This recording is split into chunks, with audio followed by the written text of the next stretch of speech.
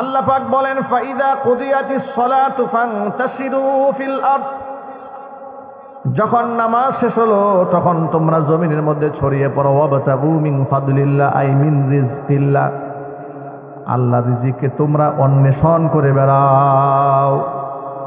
তাহলে আল্লাহর রিজিক যা আমার জন্য বরাদ্দ সেটা অন্বেষণ করাও, এটা কার হুকুম? যদি বলেন না কার হুকুম? এটাও আল্লাহ পাকের হুকুম। আল্লাহর হুকুম মতো আমাকে রিজিক অনুসন্ধান করতে হবে। আবার সেই রিজিক অনুসন্ধান করতে গিয়া আমি যেন হারামের মধ্যে মুবতালা না হয়ে যায়। আল্লাহ তাআলা কত বিধিবিধান দান করলেন আমাকে। সুদ আল্লাহ হারাম করলেন, ঘুষ আল্লাহ হারাম করলেন, অন্যের জমি দখল করা আল্লাহ তাআলা হারাম করলেন, ব্যবসা করতে বসে মিথ্যা কথা বলা আল্লাহ তাআলা হারাম করে দিয়েছেন। এরপরে মানুষকে ধোঁকা দেওয়া, মানুষের সাথে প্রতারণা করে পয়সা ইনকাম করা হালাল না হারাম? ইসলামী শরীয়ত মানুষকে এমন একটা জীবন ব্যবস্থা দিয়েছে যেটা মান্য করলে মানুষ প্রতারিত হওয়ার কোনো সুযোগই থাকে না। জোরে কোন সুবহানাল্লাহ। আমাদের বাংলাদেশে যে সমস্ত অঞ্চলে ফল হয়, যেমন আপনি ধরতে পারেন চাঁপাইনবাবগঞ্জ, রাজশাহী, এই সমস্ত অঞ্চলে আম গাছের মধ্যে আম আসে। আম ব্যবসায়ীরা তারা গোটা বাগান কিনে ফেলে। আম ব্যবসায়ীরা বাগান কেনার কিছু কিছু সিস্টেম আছে। এর মধ্যে এক ধরনের সিস্টেম হচ্ছে গাছের মধ্যে মুকুল আসার আগে গাছ সব কিনে ফেলে। আবার আরেকটা সিস্টেম হচ্ছে গাছের মধ্যে সবেমাত্র আমের মুকুল এসেছে, আম এখনো অস্তিত্বেই আসে নাই, এখন আপনি তার সাথে লেনদেন করে ফেললেন। 10টা গাছের এত টাকা মূল্য ধার্য করা হলো। ইসলামী শরীয়তে এটাকে এলাও করা হয়। আপনি শুনে অবাক হবেন, ইসলামী শরিয়াত আপনার ব্যবসা বাণিজ্যের মূলনীতি কেমন হবে সব বলে দিয়েছে। চিল্লা এখন সুবহানাল্লাহ। কেন? আপনি বলবেন হুজুর অসুবিধা কি বাগান কিনে ফেললে? আপনি যে মুকুল থাকা অবস্থায় আমগুলোকে কিনলেন, আপনি কি করে নিশ্চিত হলেন যে এই মুকুল থেকে আম হবেই হবে? এমন তো হতে পারে অতিবৃষ্টির কারণে, অনাবৃষ্টির কারণে, জলোচ্ছ্বাস হওয়ার কারণে, ঘূর্ণিঝড় হওয়ার কারণে, সিডরের কারণে সব আমের মুকুল নষ্ট হয়ে গেছে। এরপরে কোনো আমই হলো না, কোনো ফসলই হলো না।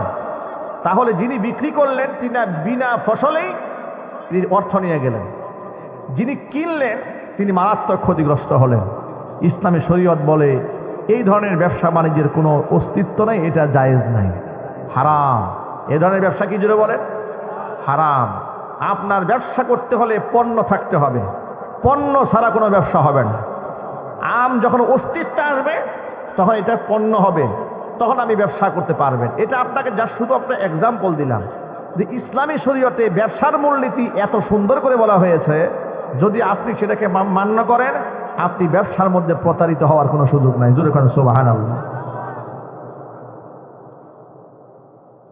প্রিয় ভাইয়েরা আমার, এমনকি কাঁচা মাল ওজন দেওয়ার সময় যদি আপনি কল্পিতভাবে ওজন বাড়িয়ে দেওয়ার জন্য তার মধ্যে পানি মিশ্রণ করে ওজন বাড়াইয়া দেন, মানুষের সাথে প্রতারণা করলেন। আপনার যে ব্যবসা আল্লাহ তাআলা হালাল করে দিয়েছেন, আপনার নিজের ব্যবসা আপনি নিজেই হারাম বানিয়ে দিলেন।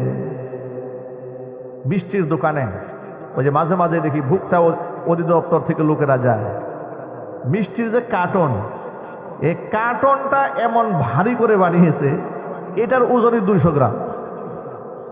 আছে না নাই? কত বড় প্রতারণা, কি আজীব প্রতারণা!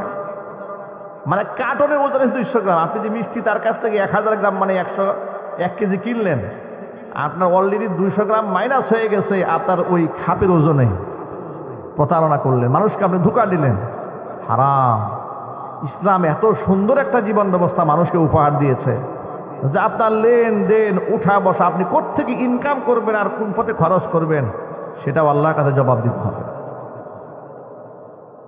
আল্লাহর হাবিব সাল্লাল্লাহু আলাইহি ওয়াসাল্লাম বলেছেন, লা তাজালু কদমা বনি আদম হাত্তা ইউসআল আন খামসিন।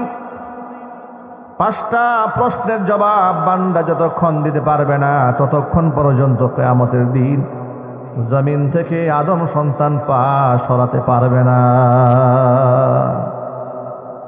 1 নম্বর প্রশ্ন হচ্ছে আনু উমরিহি ফিমা আফনা। জীবন কোন কাজে ব্যয় করেছো জবাব দাও, কারণ তোমার জীবনের মালিক তুমি ছিল না, জীবনের মালিক কে? প্রথম প্রশ্ন।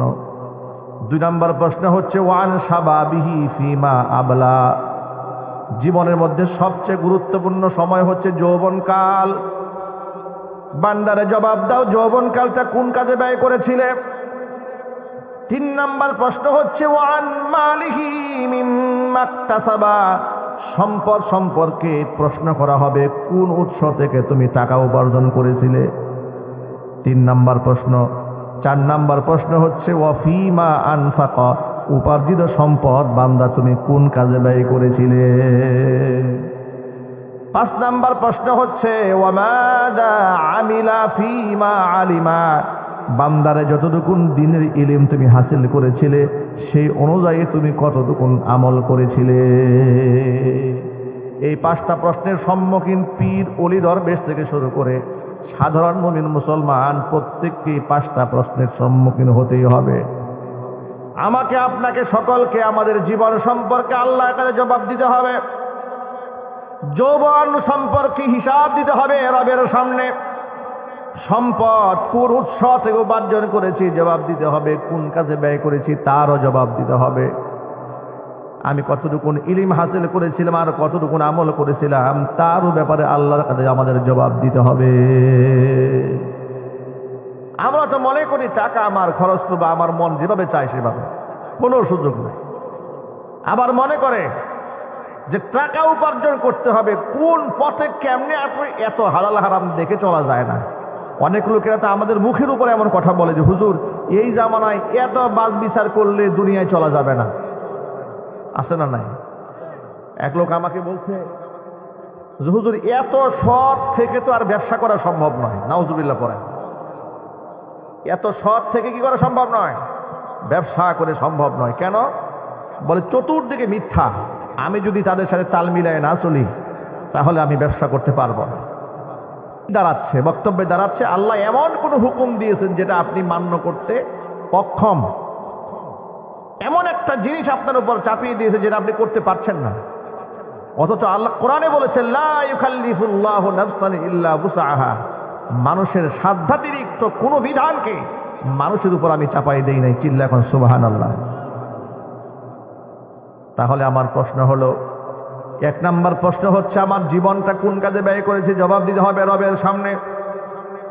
2 নম্বর যৌবনকাল কোন কাজে ব্যয় করেছি জবাব দিতে হবে রবের সামনে। 3 নম্বর সম্পদ কোন উৎস থেকে উপার্জন করেছে আল্লাহর কাছে জবাব দিতে হবে। 4 নম্বর প্রশ্ন উপার্জিত সম্পদ আমি কোন জায়গায় ব্যয় করেছি ওই খাত সম্পর্কে আল্লাহ পাক আমাকে প্রশ্ন করবেন। 5 নম্বর প্রশ্ন হলো আমি ইলম যতটুকুন হাসিল করেছিলাম সে অনুযায়ী কতটুকুন আমি আমল করেছি আল্লাহর কাছে সেও জবাব দিতে হবে। আজকে বাংলাদেশে দেখবেন কিছু লোকেরা আছে সম্পদ কোন জায়গায় কোন মাসরাফে খরচ করতে হয় তার সীমাতাল জানা নাই। আমি আপনাদের সামনে কোরআন মাজিদের হাজার হাজার আয়াতের ভেতর থেকে যে আয়াতখানা তিলাওয়াত করেছি, এই আয়াতের মধ্যে আল্লাহ তাআলা আমাদের সম্পদ খরচের কিছু খাত বলে দিয়েছেন। আমি কোন কোন ক্ষেত্রে আমার সম্পদকে ব্যয় করব। আমরা অনেক ক্ষেত্রে যখন আমরা নিজেরা ইনকাম করতে শিখি, আমাদের বাপ মার পেছনে টাকা খরচ করতে গেলে সর্বপ্রথম বাধা হয়ে দাঁড়ায় নিজের ঘরের বউ। কথা বলেন, কে বাধা দেয়? ঘরের বউ বাধা দেয়। বাধা দিয়ে বলে সব দায়িত্ব কি আপনার, ওনারা আর ছেলে পেলে আছে না? কথা বলেন, বাস্তবতা আছে না নাই? এ কথা বলে যে বাপ মার চিকিৎসা করতে হবে, আপনি যাচ্ছেন, কাপড় চোপড় আপনাকেই দিতে হয়, তাকে খোরপোষ ভরণ পোষণ আপনাকে দিতে হয়, ছেলেকে আপনি একা নাকি আর কোনো ছেলে সন্তান নাই। এবার কিছু দায়িত্ব অমুকের কাজে চাপায় দেন, আপনি একটু রিল্যাক্স নেন, বিশ্রাম নেন। আবার অনেক সময় স্ত্রীরা স্বামীকে এমন কথা বলে, খবরদার খবরদার বাপ মার পেছনে টাকা এত নষ্ট করবেন না, আপনার ছেলে সন্তান আছে, ওদের ভবিষ্যৎ আছে। এইভাবে অনেক সময় স্ত্রীরা স্বামীদেরকে শাসন করে, বারণ করে, বাধা দেয়।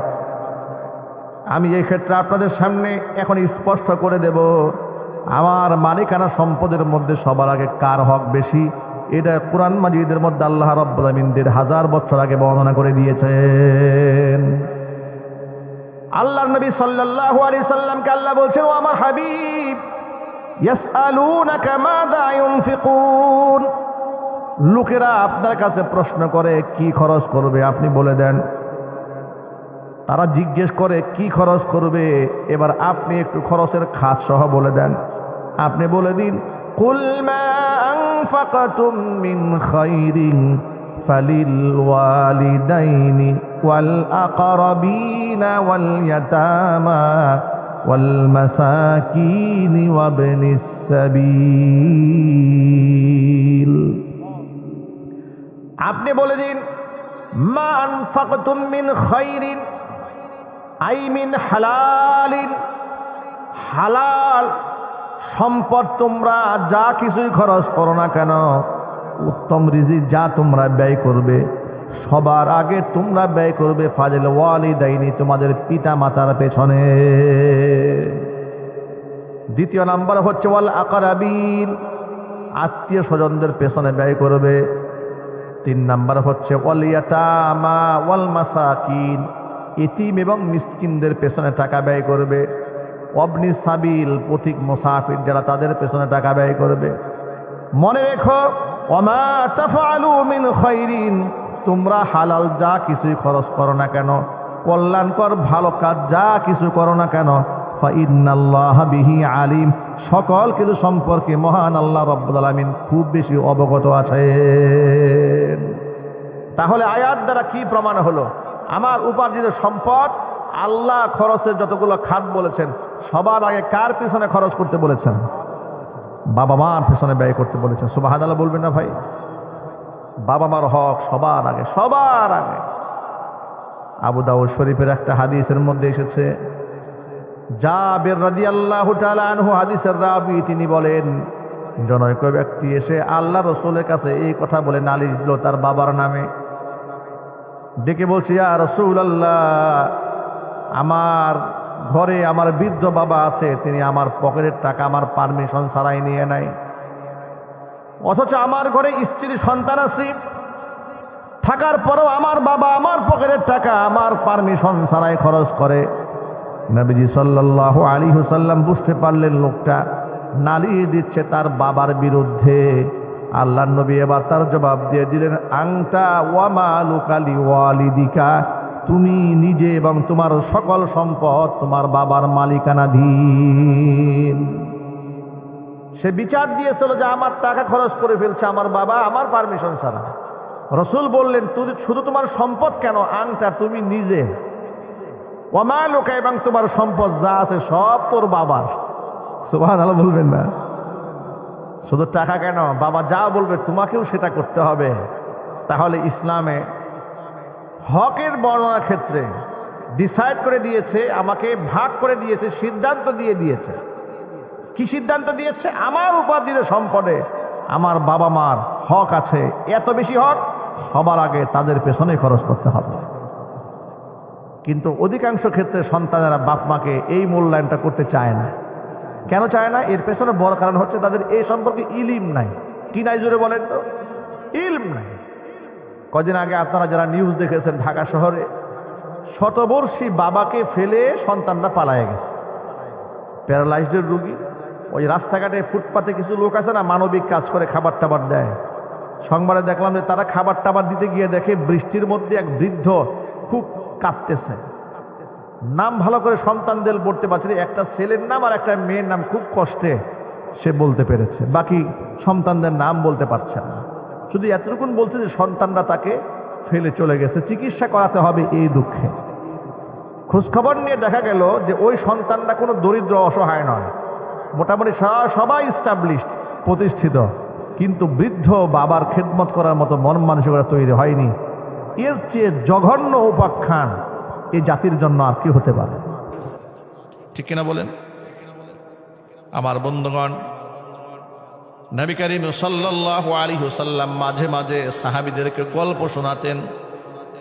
এই কোরআনে গল্প আছে না নাই? জোরে বলেন। কোরআনে কারীমের গল্প বলার পরে আল্লাহ রাব্বুল আলামিন সূরা ইউসুফের শেষ দিকে বর্ণনা করে বলেছেন, কেন তোমাদের কাহিনী শোনা লাকাদ কানা ফি কাসাসিহিম ইবরাতুল লিউলিল আলবাব। মাঝে মাঝে তোমাদের গল্প শোনাই এই জন্য, যাদের গল্প শোনানো হয় তাদের গল্পের মধ্যে জ্ঞানীদের জন্য শিক্ষা আছে। ওমর ইবনুল খাত্তাব রাদিয়াল্লাহু তাআলা আনহু থেকে বর্ণিত আত-তারগীব ওয়াত তারহীব কিতাবের ইখলাস অধ্যায়ের প্রথম হাদিস। আল্লাহর নবী সাল্লাল্লাহু আলাইহি ওয়াসাল্লাম সাহাবীদেরকে পরিবেষ্টিত অবস্থায় বসে আছে, এমন সময় উপস্থিত সাহাবীদেরকে নবীজি বললেন, শোনা, তোমাদের একটা গল্প শোনাই। সালাসাতু নাফারিম মিম্মান কানা ক্বাবলাকুম, এই পৃথিবীতে তোমরা আগমন করার পূর্বে বনী ইসরাইল সম্প্রদায়ের 3 জন ব্যক্তি সফর করে এলাকা থেকে কোনো একটা এলাকার উদ্দেশ্যে তারা বের হয়েছিল। সারা দিন তারা পথ চলতে চলতে যখন ক্লান্ত পরিশ্রান্ত হয়ে গেল, সন্ধ্যা ঘনায় আসলো, আকাশের দিকে তাকায় দেখছে বিদ্যুৎ চমকাচ্ছে। তারা মনে মনে ভাবলো, কোনো মতে যদি রাতটা কোথাও কাটিয়ে দিতে পারতাম, সকালবেলা আবার নতুন করে সফর শুরু করতে পারতাম। রাতটা কোথায় কাটাবো? বর্তমান পৃথিবী উন্নত হয়েছে, জেলা উপজেলার মধ্যে আবাসিক হোটেল পাওয়া যায় রাত্রি যাপন করার জন্য। কিন্তু হাজার হাজার বছর আগে পাহাড়িয়া গিরিপথ দিয়ে যাচ্ছে তারা, সেখানে আবাসনস্থান বলতে কিছুই ছিল না, আবাসিক হোটেল বলতে কোনো আশ্রয় ছিল না। সিদ্ধান্ত নিল পাহাড়ের গুহায় গিয়ে আমরা আশ্রয় গ্রহণ করি। নবী করিম সাল্লাল্লাহু আলাইহি সাল্লাম বলেছেন, হাত্তা আওয়াহুমুল মাবিতু ইলা গারিন, পাহাড়ের গুহার মধ্যে তারা আশ্রয় নিতে বাধ্য হলো রাত্রি যাপন করার জন্য। পাহাড়ের গুহার মধ্যে যখন 3 জনে ঢুকেছে, রাতের বেলায় পাহাড়ের উপর থেকে বড় একটা পাথরের টুকরা গড়াতে গড়াতে গড়াতে এসে ওই পাহাড়ের মুখের মধ্যে, গর্তের মুখটার মধ্যে এসে আটকিয়ে যায়। 3 জন ব্যক্তি গর্তের ভিতরে বন্দী হয়ে গেল, বড় পেরেশান হয়ে গেল তারা মনে মনে ভাবলেন, এই জায়গায় যদি আমরা এখন মরে গলে পচে হাড্ডি সার হয়ে যায়, পৃথিবীর কেউ জানতেও পারবে না, বুঝতেও পারবে না, আমাদেরকে উদ্ধার করতে পারবে না। তবে 3 জন ব্যক্তি ছিল ইমানদার হওয়ার কারণে এতটুকু বিশ্বাস অন্তরের মধ্যে ছিল, যেখানে কেউ দেখতে পায় না সেখানে একজন দেখতে পান, তিনি কে? যেখানে কেউ শুনতে পান না সেখানে একজন শুনতে পান, তিনি কে? যেখানে কেউ সাহায্য করতে পারেন না সেখানে একজন সাহায্য করতে পারেন, তিনি কে? 3 জনে মনে মনে সিদ্ধান্ত নিল, আজকে আমরা আমাদের জীবনের সর্বশ্রেষ্ঠ ইবাদত, যেটা একমাত্র আল্লাহর খুশির জন্য আমরা করেছিলাম, এমন একটা জিনিসের বিনিময়ে আল্লাহর কাছে আমরা আজকে আশ্রয় প্রার্থনা করব। নিশ্চয় আমাদের মনিব আমাদেরকে ফিরিয়ে দেবেন না। আপনাদেরকে একটা দোয়ার মূলনীতি বলে দিই, যখন আপনি দোয়া করবেন আল্লাহর কাছে, মনের মধ্যে এই সংখ্যা কখনোই রাখবেন না যে হাত তো তুললাম, এই দোয়া তো কবুল হতেও পারে, নাও হতে পারে। এইভাবে জীবনেও দোয়া করবেন। দোয়া করার সময় আল্লাহর প্রতি এত অগাধ বিশ্বাস নিয়ে দোয়া করবেন, আল্লাহর কাছে এমনভাবে চাবেন যে আমার একটি দোয়াও আল্লাহ বিফলে ফেলবেন, আল্লাহ নিশ্চয়ই আমার দোয়া কবুল করবেন। এইরকম ভাবে দৃঢ় প্রত্যয় নিয়ে, আল্লাহর রহমতের প্রচন্ড আশা নিয়ে আল্লাহর কাছে দোয়া করবেন। বলেন ইনশাআল্লাহ। বেশি বেশি দোয়া করবেন। আজকে বর্তমান সমাজে দোয়া কিন্তু উঠে গেছে, আমাদের গোটা জীবনটাই দোয়াময়। নবী করিম সাল্লাল্লাহু আলাইহি ওয়াসাল্লাম আমাদের গোটা জিন্দেগিটাই দোয়ায়ে মাসুরা দিয়ে ভরে দিয়েছেন। সুবহানাল্লাহ। ঘুমানোর সময় দোয়া আছে না নাই? ঘুম থেকে ওঠার দোয়া আছে না নাই? পানি পান করার দোয়া আছে না নাই? খাবার সামনে আসলে দোয়া আছে না নাই? ঘরে ঢোকার দোয়া আছে না নাই? ঘর থেকে বের হওয়ার দোয়া আছে না নাই? জামা কাপড় পরার দোয়া আছে না নাই? গোসলের দোয়া আছে না নাই?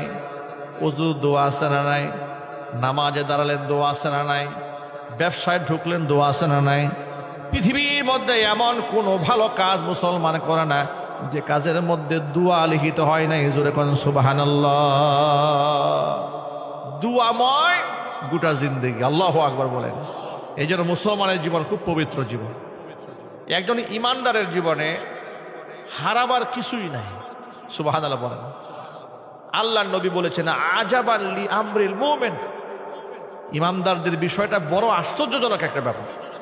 একজন মানুষ যখন মুমিন হয়, মুসলমান হয়, তখন তার বিষয়টা অনেক উপরে চলে যায়। ইন্না আমরাহু কুল্লাহু লাহু খায়রুন, তার সব কিছুই তার কল্যাণ বয়ে আনে, সব। সুবহানাল্লাহ। যদি বিপদ আসে সেটাও তার জন্য কল্যাণ, যদি নিয়ামত প্রাপ্ত হয় সেটাও তার জন্য কল্যাণ। নবীজি বলেছেন ইন আসাবাতহু সাররাউ শাকারা ফাকানা খায়রান লাহ, যদি তার জীবনে নিয়ামত প্রাপ্ত সে হয়ে যায়, নিয়ামত আসে, তাহলে সে শুকরিয়া আদায় করে, এটা তার জন্য কল্যাণকর হয়। ওয়া ইন আসাবাতহু দাররাউ সাবারা ফাকানা খায়রান লাহ, আর যদি জীবনে মুসিবত আসে, বিপদ আসে, সে ঘাবড়ায় যায় না, বিপদে ধৈর্য ধারণ করে, এটাও তার জন্য কল্যাণকর হয়ে যায়। সর্বমুহূর্তে সাহায্য চাইব কার কাছে? দোয়া করব কার কাছে? না কোনো মাজারে, কোনো পীরের পায়ে। হালাল না হারাম? হারাম। মনে রাখবেন এই কথাটা।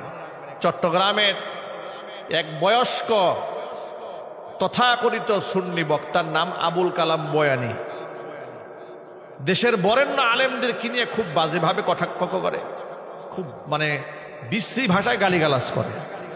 অসংখ্য কল রেকর্ড, ফোন আলাপ এগুলো অনলাইনে দেখা যায়। আল্লাহ মাহমুদ শফি রহমাতুল্লাহ আলিহি, জুনায়েদ বাবা নগরী রহমাতুল্লাহ আলিহি সহ সকলকে নিয়ে খুব বাজেভাবে ব্যঙ্গ বিদ্রুপ করে কথাবার্তা বলে। কি বলে সেগুলো আমার দ্বারা মুখে বলাও সম্ভব নয়, এত বাজে কথা বলে।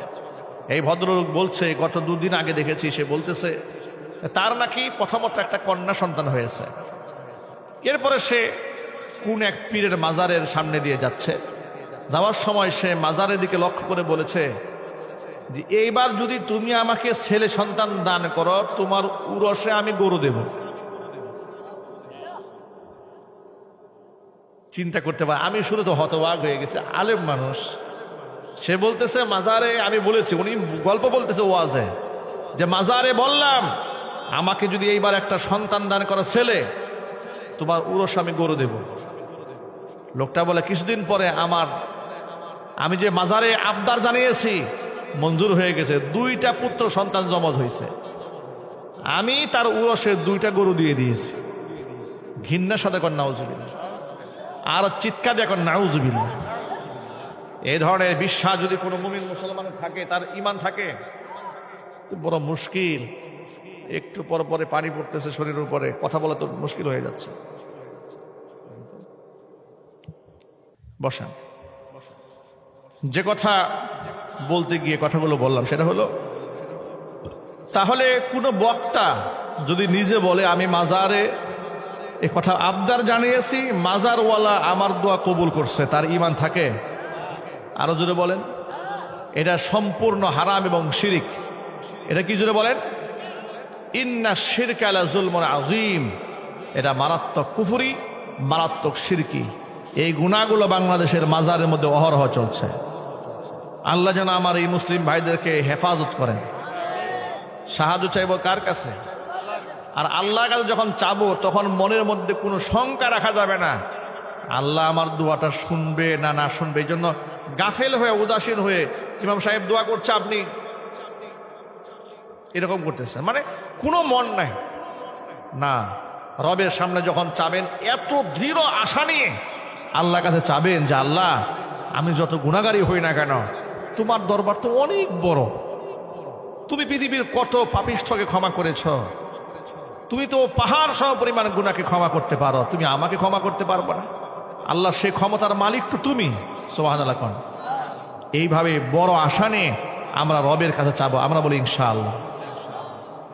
3 জন ব্যক্তি গুহার মধ্যে বন্দী হওয়ার পরে দৃঢ় বিশ্বাস মনের মধ্যে, যদি আমরা আজকে আমাদের রবের কাছে মন প্রাণ উজাড় করে যদি সাহায্য চাই, নিশ্চয় আমাদের মুনিব এই বিপদ থেকে আমাদেরকে উদ্ধার করে দিবে।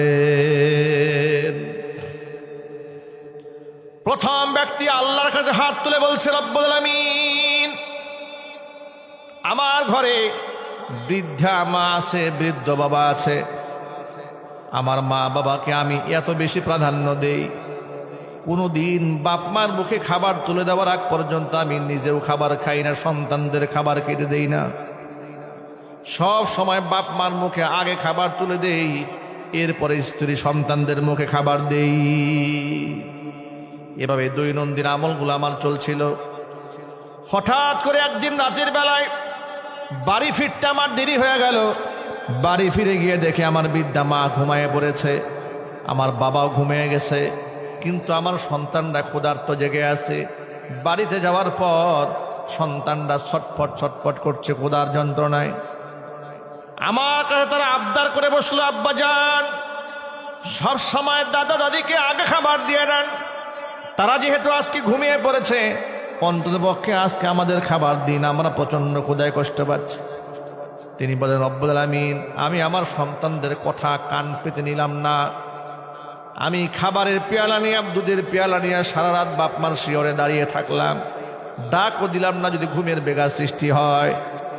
প্রত্যুষে বাপমার ঘুম ভাঙার পরে বাবা মার মুখে খাবার আগে তুলে দিয়েছি, এরপরে ক্ষুধার্ত সন্তানদের মুখে খাবার তুলে দিয়েছি। রব্বুল আলামিন, এই কাজটি যদি একমাত্র তোমার সন্তুষ্টি কল্পে করে থাকি, মেহেরবানি করে আজকের বিপদ থেকে আমাদেরকে উদ্ধার করে নাও। আল্লাহর হাবিব বলেন, ব্যক্তি দোয়া করতে দেরি হয়েছে, আল্লাহর কাছে কবুল হতে দেরি হয় নাই, সাথে সাথে পাথরটাকে কিঞ্চিত পরিমাণ আল্লাহ তাআলা গুহার মুখ থেকে দূরে সরিয়ে নিলেন। সামান্য সরেছে, যতটুকু সরেছে এখান থেকে একজনও বের হওয়া সম্ভব নয়। বাকি আছে আরো কয়জন? বাকি আছে 2 জন। দ্বিতীয় জন আল্লাহ রব্বুল আলামিনকে ডাক দেয়, বলে, রব্বুল আলামিন, আমার বাড়িতে অসংখ্য লোকেরা দিন মজুরের কাজ করেছে, সকলকে টাকা পয়সা দিয়ে বিদায় করে দিয়েছি। একজন ব্যক্তি পারিশ্রমিক না নিয়ে কোথায় যেন বিদায় হয়ে গেল। আমি বড় পেরেশান হয়ে গেলাম। দিন মজুরের টাকা মানুষের হক, অনেক খোঁজাখুঁজি করলাম, তাকে পেলাম না। টাকা কি করে সংরক্ষণ করব? ওই টাকা দিয়ে ব্যক্তির নামে ছাগল কিনলাম, বাচ্চা হলো, বিক্রি করলাম, গাভী কিনলাম, বাচ্চা হলো। এভাবে ছাগল, ভেড়া, বকরি, দুম্বা ক্রয় করতে করতে বিরাট সম্পদের পাহাড় হয়ে গেল। দীর্ঘদিন পরে ওই লোকটা যখন আমার বাড়িতে এসে আমার কাছে আবদার জানালো, ভাই আপনার কাছে আমার কিছু পাওনা টাকা আছে। তাকে তখন আমি বললাম, মরুভূমির দিকে তাকায় দেখো, যত ভেড়া, বকরি, দুম্বা দেখা যায় সব তোমার উপার্জন নিয়ে যাও।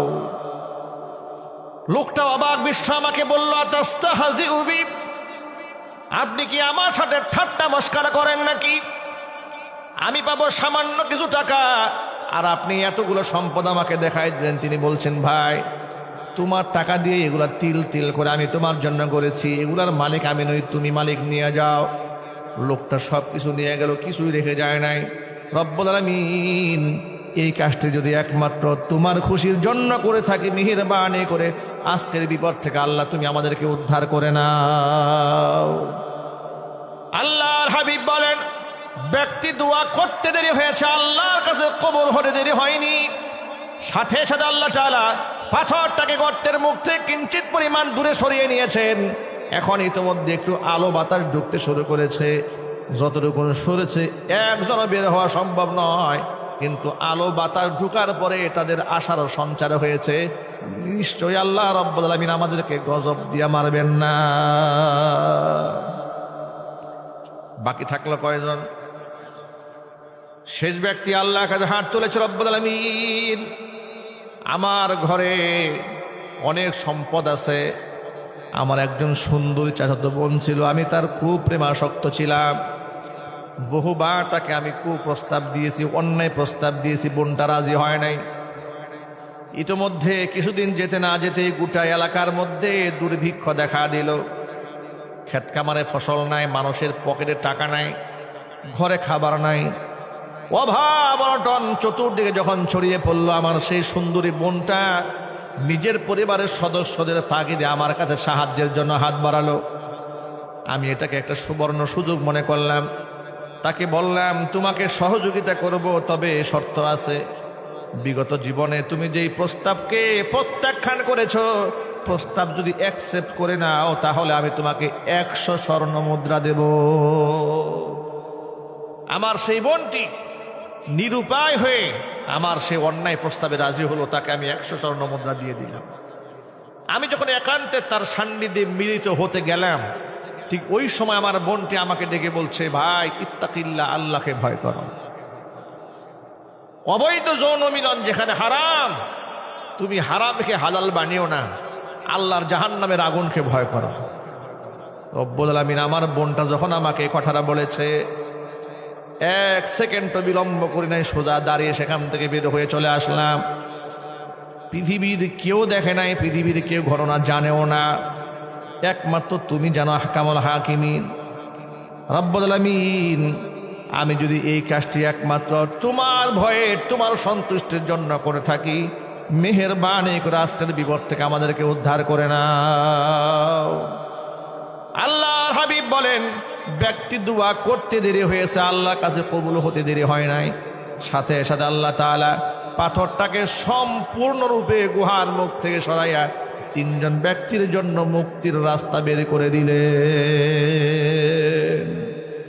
যুবকেরা, ঘটনা থেকে শিক্ষা আছে অনেকগুলো।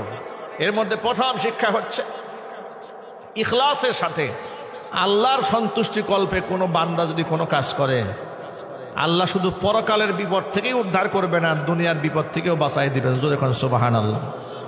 এটা হলো 1 নাম্বার শিক্ষা।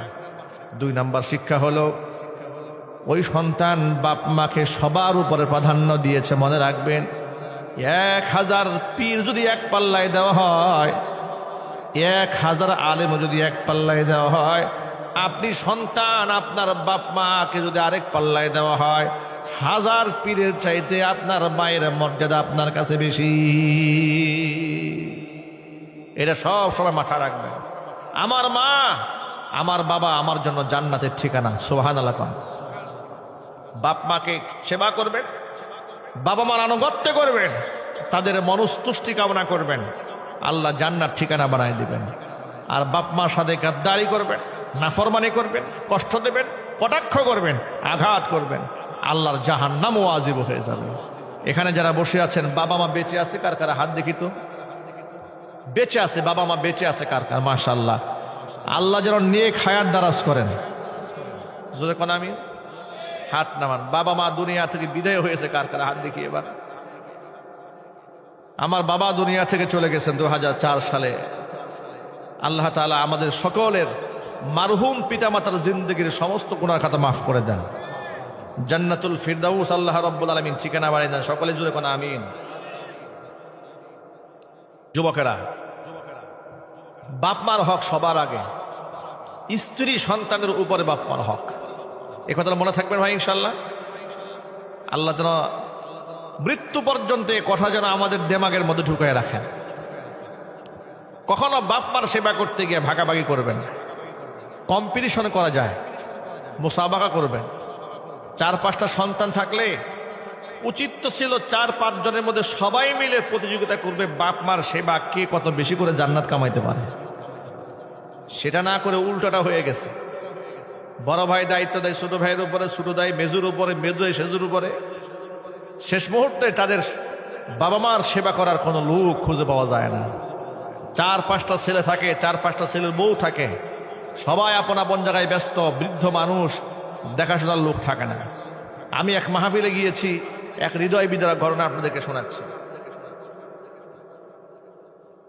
আজকেও আমরা এই মাহফিলে আসার পরে যে বাড়িতে, যে ভাইয়ের রুমে আমরা বসেছি, খুব সুন্দর একটা বাসা, আমরা তাদের জন্য দোয়া করেছি। নতুন বাসা, আল্লাহ পাক যেন খায়ের এবং বরকত দান করেন। তা আমরা কোনো ওয়াজ মাহফিলে গেলে সাধারণত লোকেরা আমাদেরকে বিভিন্ন সুন্দর সুন্দর বাসায় নিয়ে যায়, আমাদের জন্য দোয়া করায়। এক মাহফিলে গেলাম, খুবই চমৎকার বাড়ি, খুবই লাক্সারিয়াস, ইন্টেরিয়ার করা, খুব সুন্দর। বিভিন্ন রুম আমাকে ঘুরিয়ে ঘুরিয়ে দেখানো। সর্বশেষ বলল, হুজুর উপরে একটু আমার বাবা মা আছে, এই মেহেরবানি করে একটু আসেন, ওরা মুরব্বী মানুষ, ওনাদের জন্য একটু দোয়া করবেন। নিয়ে গেল। বিশ্বাস করেন, তাদের রুমে ঢোকার পরে দেখি দুর্গন্ধে রুমে ঢোকা যায় না। অথচ ড্রয়িং রুম লাগছে, মনে হচ্ছে 5 স্টার হোটেল। বেডরুম খুশবু আসতেছে, সবার করে দামি দামি চাদর, বিছানা চমৎকার। কিন্তু বাপ মা বুড়ো হয়ে গেছে তো, যে রুমটা দিয়েছে রুমের যে কি অবস্থা, পান খেয়েছে, পানির পিকগুলো পড়ে আছে, ময়লা, ফ্লোরটাও মোছা নাই। আমি তাকে সেখানে জিজ্ঞেস করলাম যে ভাই, ওনাদের এই অবস্থা কেন? তিনি বলেন, হুজুর দুঃখের কথা কি বলবো, আমরা 3-4 জন ভাই আছি, সবার বউরা প্রতিযোগিতা করতে করতে কম্পিটিশনে হিংসা বিদ্বেষ, একজন বলে বাপ মা উনাকে বেশি মোহাব্বত করছে, দায়িত্ব সবাই। আরেকজনের বউ বলে আমি নতুন বিবাহ হয়েছে, আমি এগুলো দেখাশোনা করতে পারবো না। এইরকম করে আমার বাপ মাকে অবহেলা করতে করতে এখন 4-5টা বউয়ের কোনো বই ওনাদের ঘরের কোনো খোঁজ খবর রাখে না। নাউজুবিল্লাহ পড়েন, আরো চিল্লা করে নাউজুবিল্লাহ। এর চাইতে লজ্জাস্কর ঘটনা আর কি হতে পারে? আরেকবার গেলাম মুন্সিগঞ্জে, বিরাট অট্টালিকা, চমৎকার দেখতে। আমাদেরকে যেখানে বসিয়েছে, আমরা ফ্রেশ হওয়ার জন্য একটু ওয়াশরুমে গেলাম। বাড়ি এত সুন্দর, বাংলো বাড়ি, ওয়াশরুমে ঢুকে এত বিশ্রী অবস্থা, ওয়াশরুমগুলো পরিষ্কার নয়। জিজ্ঞেস করলাম যে ভাই বাড়িতে লোকজন থাকে না মনে হয়? তারা বলে না হুজুর লোকজন থাকে। তো এই অবস্থা কেন? উনি মনটা একটু খারাপ করলেন, মুরব্বী মানুষ, মাথা নত করে বলে, হুজুর লোক বেশি তো এই জন্য কে কাজ করবে এটা বিরাট হিংসা লেগে যায়। আমার মেয়েরা থাকে, পুত্র বধূরা আছে, ঝগড়া করতে করতে দিন চলে যায়, এগুলো পরিষ্কার করার কোনো লোক নাই। নাউজুবিল্লাহি মিন যালিক। এই বাস্তবতা এই সমাজে আছে না নাই? আরো জোরে বলেন, বাস্তবতা আছে। হারাম। বাপ মাকে যে অবহেলার পাত্র বানিয়েছেন, আপনি এক সময় শাশুড়ি হবেন, আপনি এক সময় শ্বশুর হবেন। কথা বলেন ঠিক কিনা বলেন? কেন আপনি বৃদ্ধদের সাথে আচরণ করলেন? আপনি এক শীতের সময় 10,000 টাকা দামের স্যুট গায়ে দিয়ে ঘোরেন, আপনার বৃদ্ধা মায়ের গায়ে ভালো একটা চাদর নাই, ভালো একটা ল্যাপ নাই, ভালো একটা তুষক নাই, ভালো একটা কম্বল নাই। স্যান্ডেল পরিয়ে রাখছেন 20 টাকা দামের, 30 টাকা, 100 টাকা দামের চপ্পল, আর আপনি 10,000 টাকা দামের শু পরে ঘুরে বেড়াচ্ছেন। আপনার কি লজ্জা হয় না একটু? তারা আবার গর্ব করে বলে যে হুজুর কেমনে পরিষ্কার রাখবে, বুড়া মানুষ, ভালো চাদর দেই না। কেন চাদর দেন না? পানের পিক ফেলায় চাদর নষ্ট করে ফেলে। আহা, আফসোস। সামান্যতম পান খেয়ে পানির পিক ফেলে দাগ লাগায় চাদর নষ্ট করে ফেলবে, এই জন্য ভালো একটা চাদর বৃদ্ধা মাকে আপনি দেন না। কিন্তু এই বৃদ্ধা মা, আপনি আমি যখন শিশু ছিলাম, আমরা পেশাব করে দেব, পায়খানা করে দেব, এই চিন্তা করে আমাদেরকে নিচে শোয়ায় নাই, বুকে সাদা আগলায় রেখেছে। আমার মনে আছে, আপনাদেরকে আমি আমার জীবন থেকে একটা গল্প শোনাই, আমার নিজের পরিবার থেকে।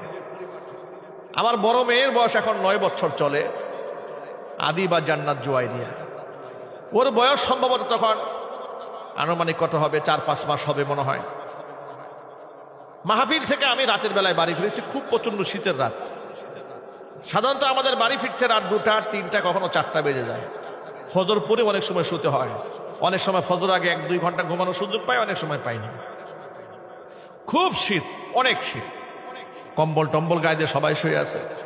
আমি মেয়েকে খুব একটা দেখা সাক্ষাতের সুযোগ হয় না, বাহিরে বাহিরে থাকি। বাসায় গিয়েছি, প্রথম সন্তান, আবেগ ভালোবাসার জায়গাটা তো নিশ্চয়ই বুঝতে পারছেন। মেয়েকে বুকের সাথে জড়াই ধরে কিছুক্ষণ শুয়ে আছে। এই 5 মিনিটের মধ্যে মেয়ে গা ভরে পেশাব করে দিল, পেশাব করে পুরো গেঞ্জি লুঙ্গি সব ভিজাই ফেলছে। কিন্তু এই মেয়েটা যে আমার সাথে রাত 3টা বাজে এই আচরণটা করলো, আল্লাহু রাব্বিল কাবা, কাবার রবের কসম, এই মেয়েটার প্রতি আমার সামান্যতম রাগও হলো না, গুসাও হলো না, বরং আমার তাৎক্ষণিক মনের মধ্যে প্রতিক্রিয়া হলো আমার মেয়ে নাকি আবার ঠান্ডা লেগে যায়। তাড়াহুড়া করে গায়ের গেঞ্জি খুলে জামা কাপড় চেঞ্জ করে, ওকে আমার কাপড় চেঞ্জ করার আগে ওর কাপড়টা আগে চেঞ্জ করে ওকে শুকনা জায়গায় শুয়াই দিলাম। শুয়াইয়া নিজে বিছানায় শুয়ে শুয়ে কোরআন শরীফে একটা আয়াত মনে মনে ভাবতেছিলাম যে আল্লাহ তাআলা এই কোরআন শরীফে বাপ মার জন্য যে দোয়া করতে বলেছেন, দোয়ার মধ্যে আল্লাহ একটা শব্দ উল্লেখ করেছেন, যে দোয়াটা যদিও আমরা সকলে মুখস্থ জানি, কিন্তু কোনোদিন এইভাবে চিন্তা করি নাই। এটা আমি শুয়ে শুয়ে ওই সময় চিন্তা করলাম যে আল্লাহ তাআলা কেন এই কথা বলেছিলেন। আগে সুবহানাল্লাহ বলেন। আল্লাহ পাক আমাদের বাবা মার জন্য দোয়া করতে বলেছেন, রব্বির হামহুমা কামা রব্বায়ানি সগীরা। আল্লাহ তাআলা আমার বাবা মার উপরে তুমি এমন ভাবে রহম করবে, এমন ভাবে ভালোবাসবে, কামা রব্বায়ানি সগীরা, আমি যখন শিশু ছিলাম, অবুঝ ছিলাম, আমার বাবা মা আমাকে যেভাবে লালন পালন করেছে। শিশুকালে বাবা মা সন্তানদের প্রতি অকৃত্রিম স্নেহ, ভালোবাসা, মোহাব্বত দিয়া বাপ মা সন্তানকে আগলায় ধরে রাখে। কথা বলেন ঠিক কিনা? আল্লাহ পাক এমন দোয়া করতে বলেছেন, বান্দারে আমার কাছে তোর বাপ মার জন্য এইভাবে দোয়া করবি। আমার বাপ মা যেমন অকৃত্রিম স্নেহ মোহাব্বত দিয়ে আমাকে আগলায় ধরে মোহাব্বত করেছে, শিশুকালে লালন পালন করেছে, আল্লাহ তুমি আমার বাপ মাকে ওই রকম মোহাব্বত করো। কোরআন মাজিদে আল্লাহ তাআলা এই আয়াতে শুরুতে বলেছেন ওয়াখফিদ লাহুমা জানাহাদ যুল্লি মিনার রাহমা, ভালোবাসার ডানা বাপ মার জন্য বিছায়া দাও। আল্লাহ তাআলা কেন ভালোবাসার ডানার কথা কেন বললেন? একটু চিন্তা করে দেখেন। আপনার নিশ্চয়ই গ্রামগঞ্জের মধ্যে মুরগি দেখেছেন, মুরগি দেখেন নাই? মুরগি যখন প্রথম বাচ্চা দেয়, ছোট ছোট বাচ্চা থাকে, এই বাচ্চাগুলাকে মা মুরগি কিভাবে ঝাপটায় ধরে রাখে দেখেছেন আপনারা? একটা বাচ্চা আনতে যাবেন, আপনাকে একেবারে সাইজ করে ছাড়বে, ঠিক কিনা? চিল যদি একটা বাচ্চা নিয়ে যেতে চায়, একটা মা কেমন ছটফট করে। এমন অসংখ্য দৃশ্য আপনারাও দেখেছেন, আমরাও দেখেছি। বৃষ্টি হচ্ছে, বৃষ্টির পানি মা নিজের গায়ে নিচ্ছে, আর মা মুরগিটা বাচ্চাদেরকে আগলায়া নিজের ডানার নিচে আশ্রয় দিয়ে দিয়েছে। আল্লাহ পাক কেমন যেন বললেন, একটা মা তার বাচ্চাদেরকে যত আদর করে, সোহাগ করে, মোহাব্বতের সাথে ডানার নিচে আগলায় ধরে রাখে, তুমি তোমার বাপ মাকে মোহাব্বত করে সেইভাবে তোমার পাখনার নিচে জড়ায় ধরে রাখবা। শুধু টাকা পয়সা দিলে দায়িত্ব শেষ হবে না। বাপ মাকে ভালোবাসার সর্বোচ্চ দৃষ্টান্ত বাপ মার জন্য উপস্থাপন করতে হবে। পারবো তো ভাইরা ইনশাল্লাহ? বাপ মা হচ্ছে আমাদের জান্নাতে যাওয়ার সিঁড়ি। ইসলাম আমাদেরকে এই শিক্ষা দিয়েছে, হুমা জান্নাতুকা ওয়া নারুক, বাপ মাই তোমার জান্নাত, বাবা মাই তোমার জাহান্নাম। এই কথাটা যেন মনে থাকে, মনে থাকবে তো ইনশাল্লাহ সকলের। আল্লাহ কবুল করেন।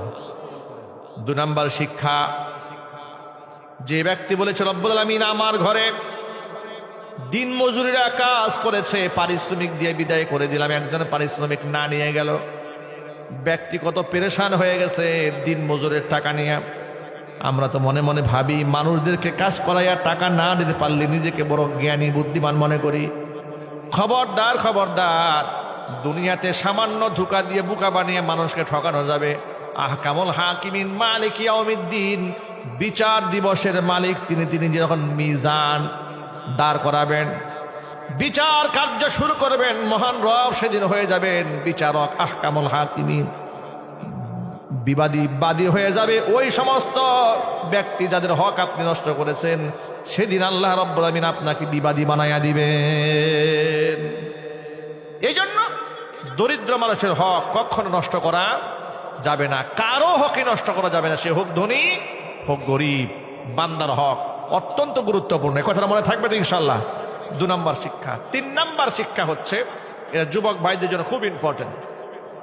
যুবকেরা আমার, বর্তমানে জমানায় ফেসবুক আছে না নাই, হোয়াটসঅ্যাপ আছে না নাই, ভাইবার, ইমো, লাইকি, এই সমস্ত অ্যাকাউন্ট করে করে যুবক যুবতী অবৈধ প্রেম ভালোবাসা করে, মোবাইল ফোনে চ্যাট করে, রাতের পর রাত বাজে কথাবার্তা বলে, হারাম। এগুলা কি? আরো যদি বলেন। আর টিকটক ভিডিও বানানো জায়েজ আছে নাকি? মেয়েরা যেভাবে অবলীলায় ইদারিং টিকটক বানাচ্ছে, আমার খুব জানতে ইচ্ছে করে, এদের কোনো বাপ মা নাই, এদের কি কোনো গার্জিয়ান নাই, এদের কি দেখার কেউ নাই? কেমন নিকৃষ্ট আচরণ করছে তারা। পরপুরুষের সামনে নিজেকে তুলে ধরার জন্য মরিয়া হয়ে গেছে, পাগল পরা হয়ে যাচ্ছে। 1500 বছর আগে আল্লাহ নবী বলেছেন, কিয়ামতের আগে এমন কিছু নারী এই দুনিয়াতে আসবি, নিসাউন কাসিয়াতুন আরিয়াতুন মুমিলাতুন মাইলাতুন রুউসুহুন্না কাসনিমাতিল বুখতিল মাইলা। লা ইয়াদখুলনাল জান্নাতা ওয়ালা ইয়াজিদনা রিহাহা ওয়া ইন্না রিহাহা লাতুজাদু মিন মাসিরাতি কাযা ওয়া কাযা আও কামা ক্বালা আলাইহিস সালাতু ওয়াস সালাম। আল্লাহর হাবিব বলেন, কিয়ামতের আগে এমন কিছু মহিলা এই দুনিয়াতে আবির্ভাব ঘটবে যারা পোশাক পরেও তারা উলঙ্গ হয়ে থেকে যাবে। পোশাক পরেও মানুষ উলঙ্গ কেমনে থাকে? মুহাদ্দিসরা এর দুটা ব্যাখ্যা করেছেন। এর মধ্যে এক নম্বরে ব্যাখ্যা হচ্ছে, এত ৮-৭ পোশাক পরেছে, এত টাইট জামা পরেছে, ভেতরের অঙ্গ প্রত্যঙ্গ বাহির থেকে অনুভব করা যাচ্ছে। এ ধরনের পোশাক এই সমাজে আছে না নাই? কথা বলেন। এটা হচ্ছে পোশাক পরেও উলঙ্গ থাকার এক নম্বর ব্যাখ্যা। পোশাক পরে উলঙ্গ থাকার দ্বিতীয় নম্বর ব্যাখ্যা হচ্ছে, টাইট ফিট পরে নাই, ঢিলা ঢালাই পরেছে, কিন্তু এত ফিলফিলে পাতলা, ভেতরের অবস্থা কি আছে বাহির থেকে স্পষ্ট হচ্ছে। এ ধরনের পাতলা পোশাক মেয়েদের আছে না নাই? হারাম। এগুলা পরা কি হারাম। আফগানিস্তানে ইমারত আল ইসলামিয়া কায়েম হওয়ার পরে আফগান সরকার ভারত থেকে আগত যে সমস্ত পোশাকগুলো আসে, এই ধরনের পোশাক, যে সমস্ত পোশাকগুলো একদম ফিলফিলে পাতলা নেটের মতো এবং ওয়েস্টার্ন কালচার, পশ্চিমা সংস্কৃতিকে ধারণ করে, এই ধরনের পোশাক রাষ্ট্রীয়ভাবে দোকানে বিক্রি করা নিষিদ্ধ করে দিয়েছে। বিক্রি করাই নিষিদ্ধ। আপনি কিনবেন কোত্থেকে, পরবেন কি করে? সুবহানাল্লাহ পড়েন। তারা সেখানে মেয়েদের জন্য আলাদা মার্কেট করে দিয়েছে, যেখানে দোকানদারও মেয়ে, ক্রেতাও মেয়ে, ক্রেতা এবং বিক্রেতা উভয় নারী। সুবহানাল্লাহ কোন। মেয়েদের জন্য আলাদা চ্যাপ্টার করে দিয়েছে, বিশ্ববিদ্যালয়ে মেয়েদের জন্য আলাদা ইউনিভার্সিটি করে দিয়েছে। সুবহানাল্লাহ কোন। এগুলো আমাদের দেশের হওয়া দরকার আছে না নাই? দরকার নাই ভাই? হওয়া দরকার আছে। আমাদের দেশের ছেলে মেয়েরা একসাথে মার্কেটিংয়ে ঠেলাঠেলি ধাক্কাধাক্কি করে, এর দ্বারা আমাদের মা বোনরা ক্ষতিগ্রস্ত হচ্ছে, ছেলেরাও তাদের ইমানের মধ্যে খতরা চলে আসতেছে, ইমান নষ্ট হয়ে যাচ্ছে। সহশিক্ষা মানুষকে জাহান্নামের দিকে ঠেলে দিচ্ছে, ঠিক কিনা বলেন? বাংলাদেশ আলহামদুলিল্লাহ দ্বিতীয়বারের মতো স্বাধীনতা অর্জন করেছে স্বৈরাচারের কবল থেকে। আপনারা দোয়া করতে থাকেন এবং চেষ্টা চালিয়ে যান, সকল যুবকেরা ঐক্যবদ্ধ হয়ে যান, যে ইনশাআল্লাহ যে যুবকেরা রক্ত দিয়ে জীবন দিয়ে এই দেশকে দ্বিতীয়বারের মতো স্বাধীন করেছে, আগামীতে এই রাষ্ট্রকে ইসলামের জন্য তারা প্রস্তুত করে ফেলবে ইনশাআল্লাহ। আমরা কি রাজি আছি তো? ইনশাআল্লাহ। আল্লাহ তাআলা যেন কবুল করেন, জোরে কোন আমিন। ওই সময় আমাদের দ্বারা সম্ভব হবে যত প্রকারের অপসংস্কৃতি আছে সব আগ্রাসনকে মুছে ফেলা, তখনই সম্ভব হবে।